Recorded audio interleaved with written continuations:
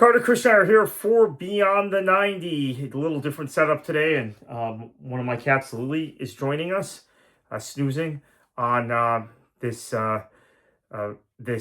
couch or this chair. So let's talk a little bit about the situation with Lexington SC, because y'all remember the thing I said I was most excited about about the USL Championship season beginning a few weeks ago was the squad that Lexington had put together, and my view that they were going to be a very, very competitive team in the Western Conference. And like the sort of style of play I saw from Masaki Hemi in managing the Lexington SC side in the USL Super League, or the Gamebridge Super League. Well, what we're seeing from them in the USL Championship is, quite frankly, alarming. They play a very good first half against Lou City in that opener. Second half, completely undone. Danny Cruz makes a number of changes at halftime. Obviously, Danny Cruz has now moved on to MLS to coach at Minnesota United. But they lose that Bluegrass Derby to Lou City. The reason I'm making this video is because they've got another Bluegrass Derby on Wednesday night in the Open Cup, a match which I think just psychologically they're going to have to win.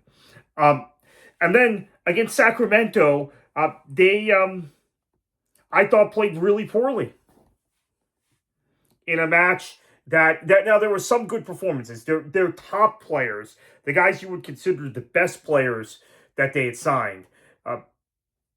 Marcus Epps, who's a holdover but is an elite player in this league.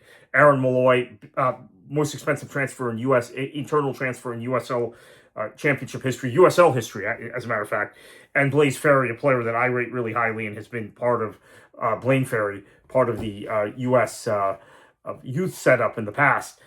Those guys were fantastic in that match, but they couldn't get a goal. They couldn't get a breakthrough. Philip Goodrum, much like he started the season in Louisville last year, it seems to be misfiring. They beat Brooklyn. Okay, great, good for them. But it took them forever to break through in that match. It took them 75 minutes to break through in that match. And it was frustrating, quite frankly, to watch. And now this match on Sunday against San Antonio, where they were not competitive. It was one-way traffic much of the match. I know if you look at total shots and possession and all of these kind of stats that USL keeps, touches in the opposition box, Lexington led in all those statistics. But I watched the match. It was not particularly competitive or compelling. It was a professional job by a San Antonio team that started the season pretty well. But let's talk about Lexington. Aaron Malloy didn't have the kind of impact in that match that you would want. Goodrum's touches were poor. His movement wasn't particularly good. There was, I think, breakdowns in midfield. Ferry didn't play.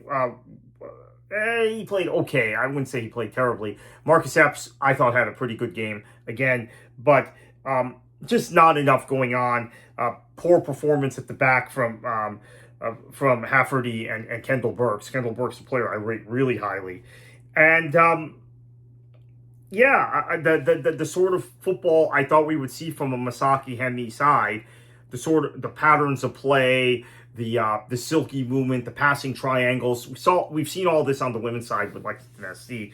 I've not seen it at all on the men's side. And you're bringing on guys.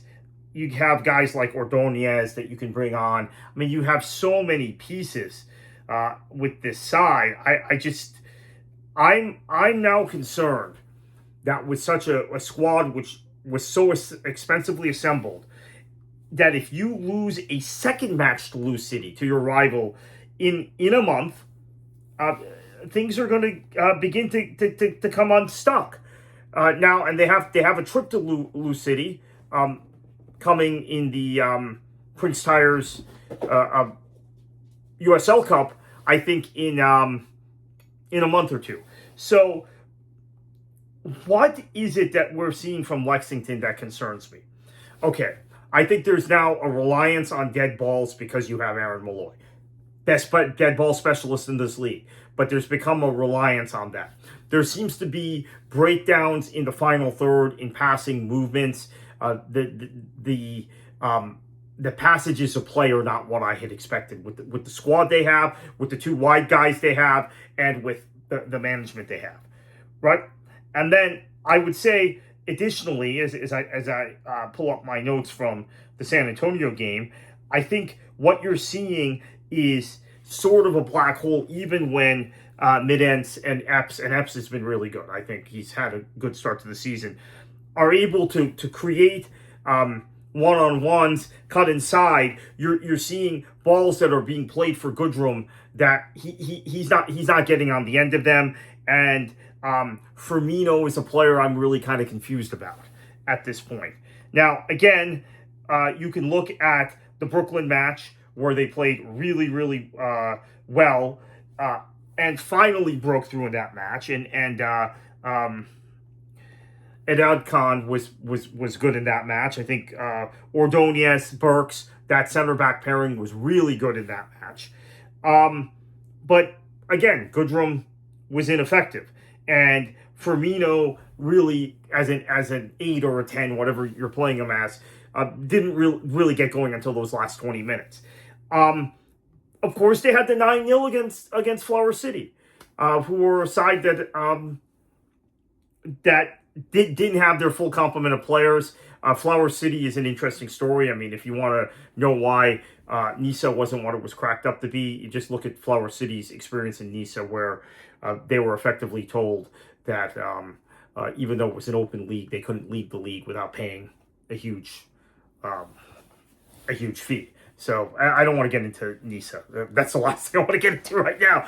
But so I'm concerned. I want to see the sort of side Hemi brings out in this Open Cup game against Lou City, first off. And then secondly, they go to Colorado Springs at the weekend, which I think is the sort of match that if they don't get something from it, Colorado Springs hasn't started the season particularly well. But if they don't get something from a match like that, after, let's say, they've been eliminated from the Open Cup by Lou City, I think things could spiral out of control pretty quickly.